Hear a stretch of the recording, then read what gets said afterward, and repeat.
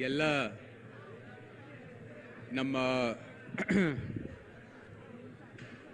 BJP Karnataka ರಾಜ್ಯಾಧ್ಯಕ್ಷರಾದಂಥ Shri BY Vijendra ಅವರೇ, ವಿರೋಧ ಪಕ್ಷದ ನಾಯಕರಾದಂಥ ಶ್ರೀ R ಅಶೋಕ್ ಅವರೇ, ಮೇಲ್ಮನೆ ವಿರೋಧ ಪಕ್ಷದ ನಾಯಕರಾದಂಥ ಶ್ರೀ ಚಲವಾದಿ ನಾರಾಯಣ ಸ್ವಾಮಿ ಅವರೇ, ಹಿರಿಯರಾದಂಥ ಶ್ರೀ ಶ್ರೀರಾಮುಲು ಅವರೇ, ವೇದಿಕೆಯಲ್ಲಿ ಉಪಸ್ಥಿತರಿರುವ ಎಲ್ಲ ನನ್ನ ಹಿರಿಯ ಸಹೋದ್ಯೋಗಿಗಳೇ, ಶಾಸಕ ಮಿತ್ರಗಳೇ ಹಾಗೂ ನಮ್ಮ ಪಕ್ಷದ ಎಲ್ಲ ಪದಾಧಿಕಾರಿಗಳೇ ಹಾಗೂ ಮುಖಂಡರೇ, ಇಲ್ಲಿ ಉಪಸ್ಥಿತರಿರುವ ಎಲ್ಲ ಮೈಸೂರಿನ ನಿವಾಸಿಗಳೇ, ಎಲ್ಲಕ್ಕಿಂತ ಮುಖ್ಯವಾಗಿ ಇವತ್ತು ನಮ್ಮ ಅನೇಕ ಕಾಯಕ ಸಮುದಾಯಗಳಿಂದ ಇವತ್ತು ಆಗಮಿಸಿರುವ ಮೈಸೂರು ಜಿಲ್ಲೆ ಮತ್ತು ಸುತ್ತಮುತ್ತ ವಾಸವಿರುವ ಎಲ್ಲ ಕಾಯಕ ಸಮುದಾಯಗಳಿಗೆ ನನ್ನ ಹೃತ್ಪೂರ್ವಕವಾದಂಥ ಅಭಿನಂದನೆಗಳನ್ನು ಸಲ್ಲಿಸುತ್ತಾ, ಸಾಮಾನ್ಯವಾಗಿ ಇವತ್ತು ಎಲ್ಲಕ್ಕಿಂತ ಕಿರಿಯ ವ್ಯಕ್ತಿ ಅಧ್ಯಕ್ಷತೆಯನ್ನು ವಹಿಸಬೇಕಾಗಿದೆ.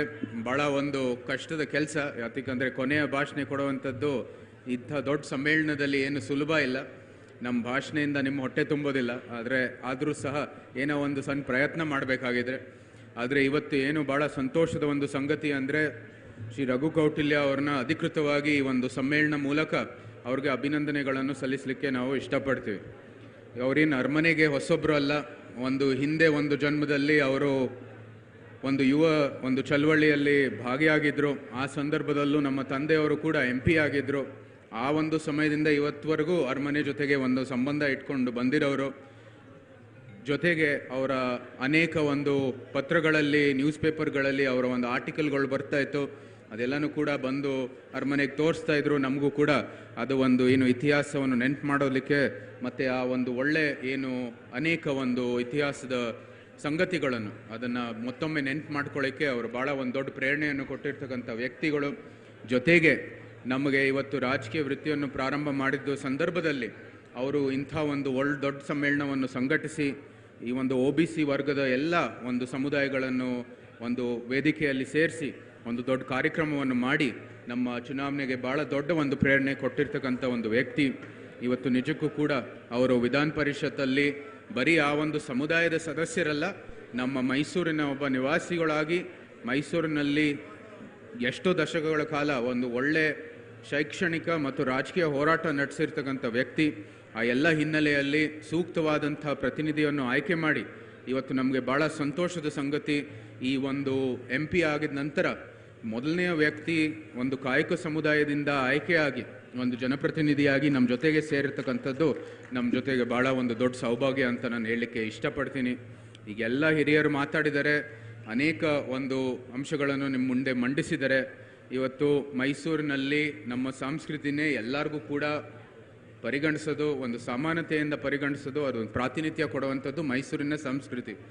ನಮ್ಮ ಇದೇ ಅಂತೆ OBC ಸಮ್ಮೇಳನದಲ್ಲಿ ರಘು ಅವರು ನಮಗೆ ಸ್ಪೀಚನ್ನು ಕೊಟ್ಟಿದ್ದರು. ಆ ಚುನಾವಣೆ ಟೈಮಲ್ಲಿ ಅಲ್ಲೇ ಹೇಳ್ತಾ ಇದ್ರು, ಯಾವ ರೀತಿ ಮೈಸೂರು ಅರಸರು ಈ ಮೈಸೂರಿನಲ್ಲಿ ಅನೇಕ ಕೇರಿಗಳನ್ನು ವ್ಯವಸ್ಥಿತವಾಗಿ ಆಯ್ಕೆ ಮಾಡಿ ಅವ್ರನ್ನ ಬೇರೆ ಬೇರೆ ಜಾಗದಲ್ಲಿ ಅವ್ರಿಗೆ ವಾಸ ಆಗೋದಕ್ಕೆ ಅವ್ರಿಗೆ ಅವಕಾಶವನ್ನು ಮಾಡಿಕೊಟ್ಟಿದ್ರು ಅಂತ.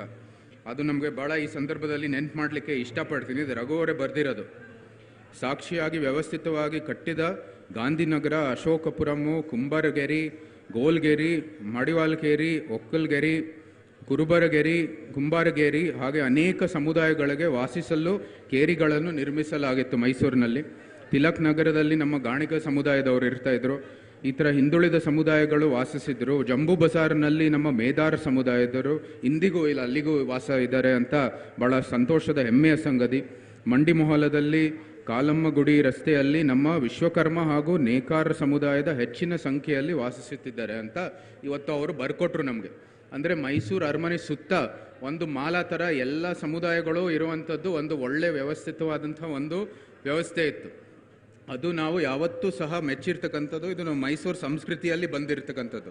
ಅದು ಆಧುನಿಕ ರಾಜಕೀಯ ಚೌಕಟ್ಟಿನಲ್ಲಿ ಮುಂದುವರಿತಾ ಇರುವಂಥದ್ದು ಯಾವುದಾದ್ರೂ ಪಕ್ಷ ಇದ್ದರೆ ಅದು ಭಾರತೀಯ ಜನತಾ ಪಾರ್ಟಿ. ಅದು ನಾವು ಭಾಳ ಸ್ಪಷ್ಟವಾಗಿ ಇವತ್ತು ಹೇಳ್ತಾ ಇದ್ದೀವಿ. ಯಾಕಂದರೆ ಈಗಾಗಲೇ ಅನೇಕ ವ್ಯಕ್ತಿಗಳು ಹೇಳಿದ್ದಾರೆ. ಕಾಂಗ್ರೆಸ್ನವರು ಭಾಳ ಘೋಷಣೆ ಮಾಡ್ತಾರೆ, ಹಿಂದುಳಿದ ವರ್ಗಗಳಿಗೆ, ಪರಿಶಿಷ್ಟ ಜಾತಿಗೆ, ಪರಿಶಿಷ್ಟ ಪಂಗಡಕ್ಕೆ ನಾವು ಪ್ರಾತಿನಿಧ್ಯ ಕೊಡ್ತೀವಿ, ನಾವು ಇದು ಮಾಡ್ತೀವಿ, ಅದು ಮಾಡ್ತೀವಿ ಅಂತ. ಆದರೆ ಘೋಷಣೆಯನ್ನು ಕಾರ್ಯರೂಪಕ್ಕೆ ತರುವಂಥದ್ದು ಏಕೈಕ ಪಕ್ಷ ಅಂದರೆ ಅದು ಭಾರತೀಯ ಜನತಾ ಪಾರ್ಟಿ. ಅದಕ್ಕೆ ಸಾಕ್ಷಿ ಇವತ್ತು ರಘು ಕೌಟಿಲ್ಯ ಅವರು ವಿಧಾನ ಪರಿಷತ್ ಸದಸ್ಯರಾಗಿ ನೇಮಕ ಆಗಿರ್ತಕ್ಕಂಥದ್ದು, ಆಯ್ಕೆ ಆಗಿರ್ತಕ್ಕಂಥದ್ದು ನಮ್ಮೆಲ್ಲರಿಗೂ ಕೂಡ ಹೆಮ್ಮೆಯ ಸಂಗತಿ.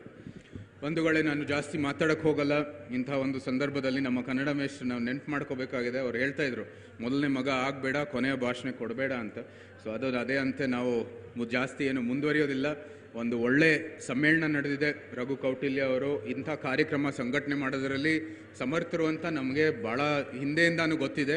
ಇವತ್ತು ವಿಧಾನ ಪರಿಷತ್ತನ್ನು ಹೋಗಿ ನಮ್ಮ ರಾಜ್ಯದ ಅನೇಕ ಜ್ವಲಂತ ಸಮಸ್ಯೆಗಳನ್ನು ಮಂಡನೆ ಮಾಡೋ ಮೂಲಕ ಇವತ್ತು ಭಾರತೀಯ ಜನತಾ ಪಾರ್ಟಿಗೆ, ಮುಖ್ಯವಾಗಿ ಮೈಸೂರಿಗೆ ಒಂದು ದೊಡ್ಡ ಉತ್ತೇಜನ ಆಗುತ್ತೆ ಅಂತ ಈ ಸಂದರ್ಭದಲ್ಲಿ ಹೇಳ್ತಾ, ಈ ಕಾಯಕ ಸಮುದಾಯಗಳ ಜೊತೆಗೆ ನಾವು ಸದಾ ಇರ್ತೀವಿ ಅಂತ ಈ ಸಂದರ್ಭದಲ್ಲಿ ಹೇಳ್ತಾ, ಮೈಸೂರಿನ ಸಂಸ್ಕೃತಿ ಅಂತೆ ನಾವು ಒಂದು ಕರ್ನಾಟಕದಲ್ಲಿ ಒಂದು ಒಳ್ಳೆ ಹೋರಾಟ ಮಾಡೋ ಮೂಲಕ ಇವತ್ತು 28 ನಮ್ಮ ಸರ್ಕಾರ, ನಮ್ಮ ರಾಜ್ಯಾಧ್ಯಕ್ಷ ಒಂದು ನೇತೃತ್ವದಲ್ಲಿ ಏನು ರೂಪಿಸ್ತೀವಿ, ಆ ಒಂದು ಸರ್ಕಾರದ ಮೂಲಕ ಎಲ್ಲರಿಗೂ ಪ್ರಾತಿನಿಧ್ಯ ಕೊಡೋ ಮೂಲಕ ಏನು ಬಸವಣ್ಣನ ಕಾಯಕವೇ ಕೈಲಾಸ ಅಂತ ತತ್ವ ಇದೆ, ಕಾಯಕವೇನೇ ಎಲ್ಲಕ್ಕಿಂತ ಮುಖ್ಯವಾದಂಥ ಒಂದು ತತ್ವ, ಅದೇ ಅಂತೆ ನಾವು ಒಂದು ಒಳ್ಳೆ ಶ್ರೇಷ್ಠ ಭಾರತವನ್ನು ನಿರ್ಮಾಣ ಮಾಡೋಕ್ಕೆ ಮುಂದುವರಿಬೇಕಾಗಿದೆ. ಅದೇ ಅಂತೆ ಮುಂದುವರಿತೀವಿ ಅಂತ ಈ ಸಂದರ್ಭದಲ್ಲಿ ಹೇಳ್ತಾ, ಮತ್ತೊಮ್ಮೆ ತಮ್ಮೆಲ್ಲರಿಗೂ ಕೂಡ ಕೃತಜ್ಞತೆಗಳನ್ನು ಸಲ್ಲಿಸುತ್ತಾ, ಬೆಂಗಳೂರಿನಿಂದ ಅನೇಕ ಜಿಲ್ಲೆಗಳಿಂದ ನಮ್ಮೆಲ್ಲ ನಾಯಕರು ಬಂದು ಈ ಕಾರ್ಯಕ್ರಮವನ್ನು ಯಶಸ್ವಿ ಮಾಡಿದ್ದಕ್ಕೆ ಅವರೆಲ್ಲರಿಗೂ ಕೂಡ ನಾನು ಕೃತಜ್ಞತೆಗಳು ನಿಮ್ಮೆಲ್ಲರ ಪರವಾಗಿ ಸಲ್ಲಿಸುತ್ತಾ, ಇಷ್ಟೊತ್ತಿದ್ದು ಕಾರ್ಯಕ್ರಮವನ್ನು ಯಶಸ್ವಿ ಮಾಡಿರೋ ಸಮಸ್ತ ಒಂದು ಮೈಸೂರಿನ ಎಲ್ಲ ಕಾಯಕ ಸಮುದಾಯಗಳಿಗೆ ಮತ್ತೊಮ್ಮೆ ಅಭಿನಂದನೆಗಳು. ಜೈ ಭಾರತ್ ಮಾತೆ, ಜೈ ಕರ್ನಾಟಕ.